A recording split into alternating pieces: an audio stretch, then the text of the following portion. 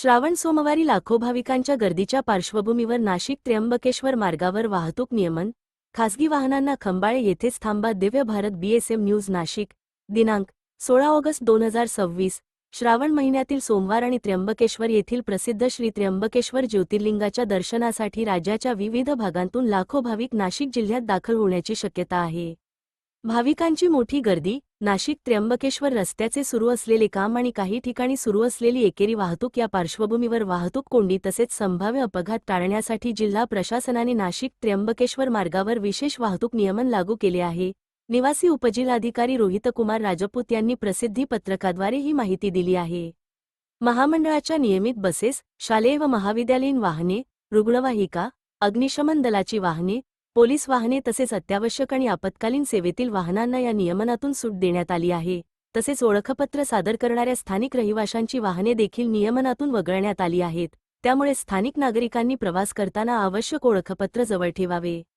भाविकांनी प्रशासनाला सहकार्य करण्याचे आवाहन. श्रावण महिन्यात त्र्यंबकेश्वर ज्योतिर्लिंगाच्या दर्शनासाठी येणाऱ्या भाविकांची संख्या मोठी असल्याने प्रत्येक भाविकाने प्रशासनाच्या सूचनांचे पालन करणे अत्यंत महत्त्वाचे आहे.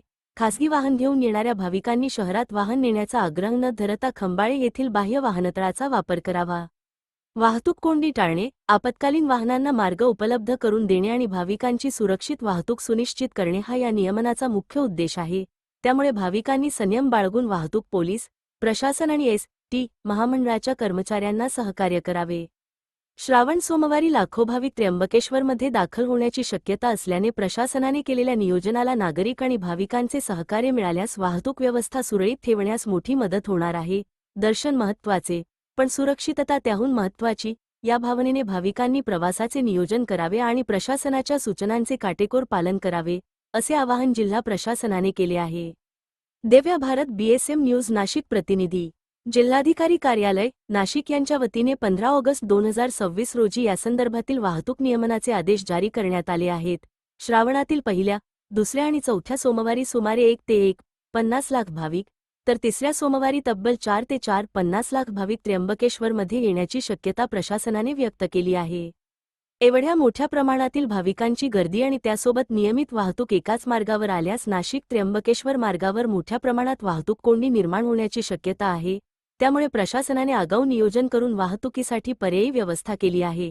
4ही श्रावण सोमवारी वाहतूक नियमन. पहिल्या श्रावण सोमवारी रविवार, दिनांक 16 ऑगस्ट 2026 रोजी सकाळी 6 वाजेपासून सोमवार, दिनांक 17 ऑगस्ट 2026 रोजी रात्री 8 वाजेपर्यंत वाहतूक नियमन लागू राहणार आहे. दुसऱ्या श्रावण सोमवारी शनिवार, दिनांक ऑगस्ट 22 रोजी सकाळी 6 वाजेपासून सोमवार, दिनांक 24 ऑगस्ट 2026 रोजी रात्री 8 वाजेपर्यंत वाहतूक नियमन करण्यात येणार आहे. तिसऱ्या आणि सर्वाधिक गर्दीच्या सोमवारी शनिवार, ऑगस्ट 29 रोजी सकाळी 6 वाजेपासून सोमवार, दिनांक 31 ऑगस्ट 2026 रोजी रात्री 8 वाजेपर्यंत विशेष वाहतूक व्यवस्था लागू असेल. चौथ्या श्रावण सोमवारी शनिवार, दिनांक 5 सप्टेंबर रोजी सकाळी 6 वाजेपासून सोमवार, दिनांक 7 सप्टेंबर 2026 रोजी रात्री 8 वाजेपर्यंत वाहतूक नियमन करण्यात येणार आहे. जव्हार, मोखाडा, पालघरकडील वाहतूक पर्यायी मार्गाने नाशिकहून जव्हार, मोखाडा आणि पालघरच्या दिशेने जाणाऱ्या वाहनांसाठी तसेच या भागातून नाशिककडे येणाऱ्या वाहनांसाठी पर्यायी मार्ग निश्चित करण्यात आला आहे. नाशिक गोवर्धन गिरणारे धोंडेगाव देवरगाव वाघेरा फाटा आंबोली फाटा जव्हार या मार्गाने वाहतूक वळविण्यात येणार आहे. जव्हारकडून नाशिककडे येणारी वाहतूकही याच मार्गाचा उलट दिशेने वापर करणार आहे. त्यामुळे जव्हार, मोखाडा आणि पालघरकडे जाणाऱ्या नागरिकांनी नाशिक त्र्यंबकेश्वर मुख्य मार्गावर अनावश्यक गर्दी न करता प्रशासनाने निश्चित केलेल्या पर्यायी मार्गाचा वापर करण्याचे आवाहन करण्यात आले आहे. त्र्यंबकेश्वर शहरात खासगी वाहनांना प्रवेशबंदी. श्रावण सोमवारी त्र्यंबकेश्वर शहरात मोठ्या प्रमाणात भाविकांची गर्दी होत असल्याने शहरातील वाहनतळाची क्षमता अपुरी पडण्याची शक्यता आहे. त्यामुळे नाशिकहून त्र्यंबकेश्वरकडे येणाऱ्या खासगी वाहनांना शहरात थेट प्रवेश देण्यात येणार नाही. कार, टॅक्सी, रिक्षा आणि इतर खासगी चारचाकी वाहनांनी त्र्यंबकेश्वर शहरात न जाता खंबाळे येथील बाह्य वाहनतळाचा वापर करावा, असे प्रशासनाने स्पष्ट केले आहे.